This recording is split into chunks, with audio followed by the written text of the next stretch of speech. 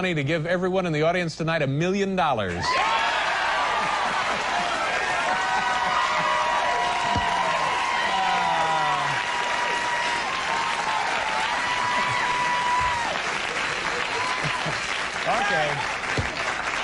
Okay, we'll see what kind of mood he's in.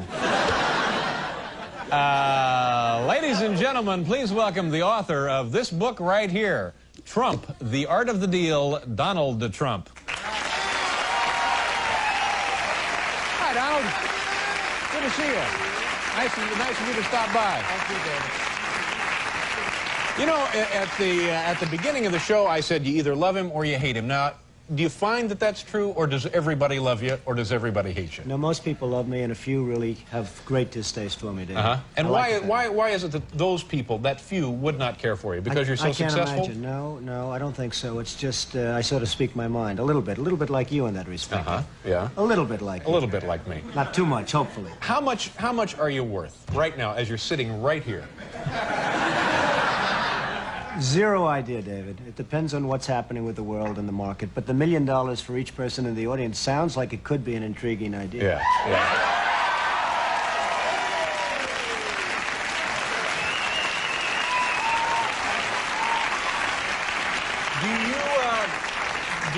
Do you make more money? You own casinos. How many casinos do you own?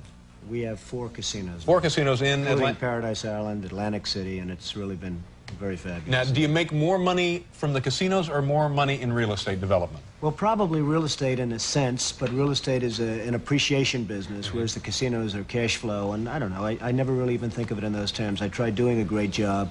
I think we have the best hotel casinos in the world, and hopefully I have the best real estate in the world with Trump Tower and everything, and that's what I like. All right, now let's get back to the assessment of your wealth for a second. If you had to liquidate, if you just decided I'm going somewhere else, I'm going to live in a trailer, and you wanted to sell off, everything, you'd start with your real estate development, all of your real estate holdings, and whatever else you have, your casinos, so on and so forth. You sold everything.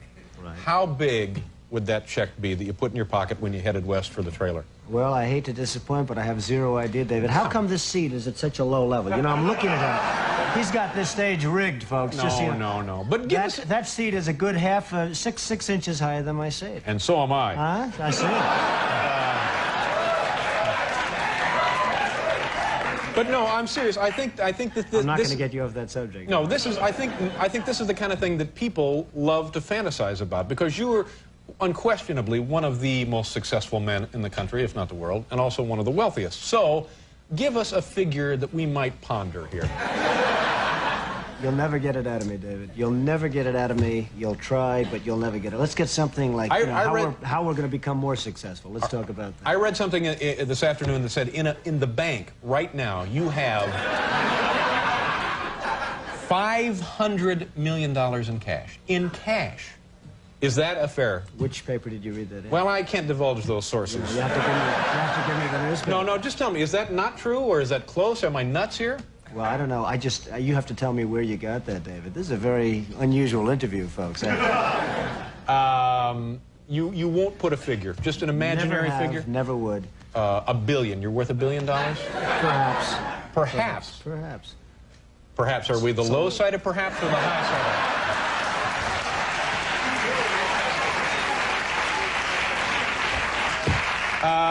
What were you like as a kid? What kind of childhood did you have?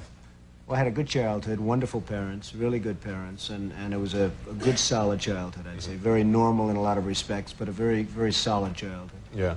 From the standpoint of family, you know. Are you a driven person? Do you jump out of bed in the morning and just... I don't think of myself as driven. I'm fortunate. I don't need lots of sleep like some people, and some people don't. I don't need that. I would say that I'm somebody that enjoys what I do, and I enjoy it so much that perhaps I do it well. But I really enjoy what I do. I don't like to think of myself as driven. I don't like to think of myself really as ambitious. I just enjoy what I do, Dave. Is what you do something you've always wanted to do? I know your father was and still is a real estate developer. My father was in the real estate business, and I've been in that and other businesses and different things.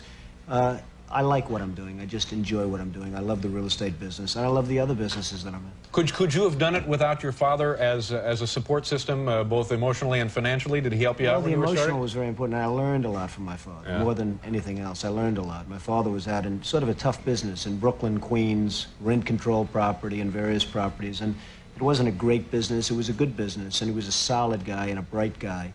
And I learned a lot from my father. And I think in terms of support, that would be the #1 thing that I got from my father. Have you had failures, big failures? Well, I don't look at failures as failures. I think a failure is something that you really want to learn by. I would say that I haven't had too many, and I want to keep it that way. I like keeping What's the biggest bath you've taken on a deal?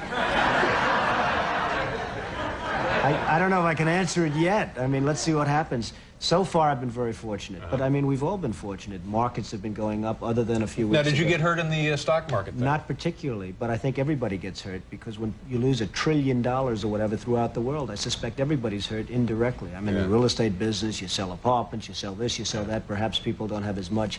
Everybody gets hurt by that, David. Let me ask you one more of these silly questions, and I promise after we do the commercial, we'll go on to other topics. Then we're going to get serious, right? Well, I didn't say that. What would it take, what kind of a hit would it take to get your attention where you would maybe need a drink? Where somebody came in and said, Don, we got some bad news. Woo!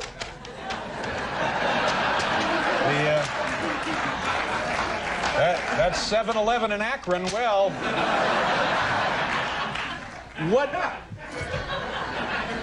Hopefully, David, I wouldn't be in a position where I'd have to take that kind of... I know that. I know. We're just pretending. I just want to tell you that. You act like you're running for something. No. We'll do a commercial. We'll let him think some of these over and try and get a straight answer.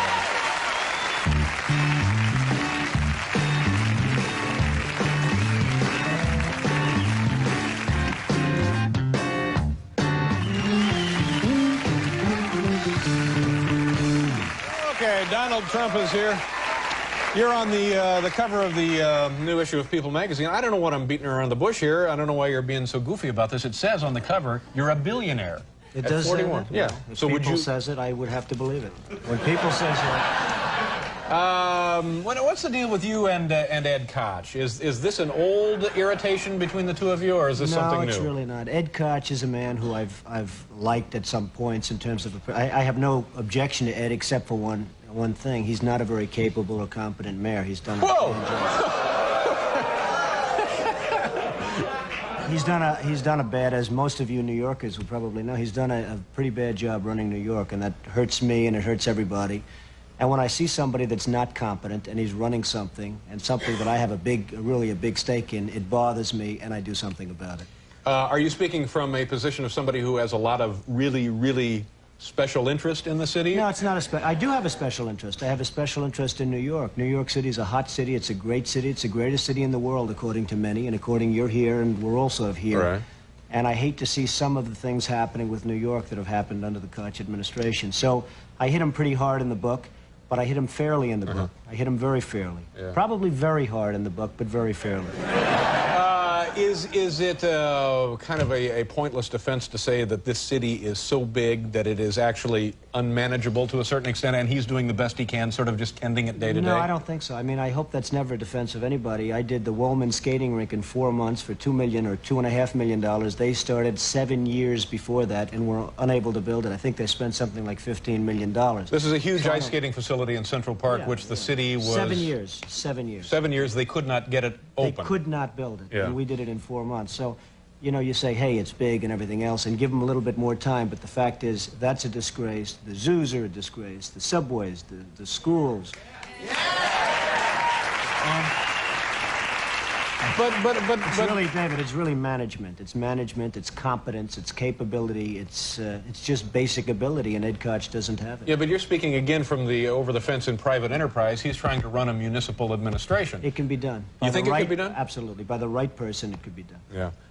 Any thoughts? I mean, would you want to be mayor of this city? No, I wouldn't want to be mayor. It'd run very well if I was mayor, but I would not want to be the mayor of New York. Is there something you do want? No, I just want to keep doing what I'm doing. I mean, Yeah. I'm on your show. You're a fantastic show. You're a star in my book. Everyone's talking about. Yeah, I know. I appreciate that. We wrote all about David in the big book. Now, that's another Pretty thing. surprised We to see came that. up to you that one afternoon, completely unannounced. We were in the lobby of the Trump Tower facility up the road there, and we just called up and said, can we come up and see Don? And they said, come on up. Absolutely. Now, how busy can you be? I'm not busy at But you all. That were was actually, a lot of fun, by the way. Yeah, it Your was fun. coming up was a lot of fun. And I must say, I thought that was very gracious of you to do, because obviously you got a lot better things to do than goof around with me. You're right. Yeah. And what about the, are people trying to draft you to run for president up in New Hampshire? Well, I guess a lot of people want to see this country. It's a shame what's happening. Japan, Saudi Arabia, Kuwait, everybody's taking advantage of the United States. People know that if certain people are running a country, that it won't happen. I mean, when you look at Japan, not paying for the defense, we're defending Japan. We're losing billions and billions of dollars. We're fighting for AIDS help and for farmers and for this and that. And it's a shame. And the Japanese folks, who I respect greatly, but they're not treating us fairly. They're really not treating us fairly. Kuwait, Saudi Arabia, they're not paying us anything for the services we're rendering, and I think it's a disgrace. And I think people look at certain people, and maybe me, if I were in a position, this country, believe me, would not be ripped off like it is. And it is just being ripped off so badly by our so-called allies. Yeah. So that's a pretty strong statement. So now, are you I don't saying think it's that... strong. I think it's fair. And by the way, I have tremendous respect for the Japanese. I do a lot of business with the Japanese, and they smile about it too. They know it. The country is losing billions and billions of dollars to Japan, and we can't afford to lose. And it's a shame. It's But a so shame now, are what's you saying this by way of indicating that you could do it better, and you do intend to run for president at some point? No, I'm not going to run for president, but I think somebody. Now, could in 8 years, if you came back, would you have a different answer? In 4 years, I if you tend to came back? doubt it. I really tend Really? to doubt it. But I just think that there are so many ways that this country can straighten itself out, and we're not going about those ways. Cutting farm aid is not the appropriate thing. Cutting help for the homeless and help for the poor and welfare. Certain things can be done that really will mean big dollars to this country, and those things are not being done right now. Let me ask you one other question, because I know you have other appointments and stuff to get to. If you go to dinner and the bill is like, say, $25, how much of a tip would you throw down? Well, you know, the way I feel about tips, if somebody does a super job, Yeah. I give more than anyone. And if somebody does a lousy job, I probably give less than anybody. And that's the way I feel about life. Life should be, you should be rewarded for competence and capability and doing a job and having a smile on your face, maybe, if that's the case. And I'm a pretty good tipper when somebody's good, and I'm a pretty lousy tipper if somebody's not good. So that's the way it is. But, you know, sitting here listening to this stuff, it seems to me you are dying to get to some public platform to superimpose those feelings upon the American awareness. Well, maybe so, but I'm not. I would like to have the feelings known and let somebody else do it, and it can be done. If the ball's carried correctly, it can be done. Yeah, but if you want something done right. Do it yourself. Here is the book. It's Trump, the Art of the Deal, and this is Donald Trump. Donald, thank you very much for coming out.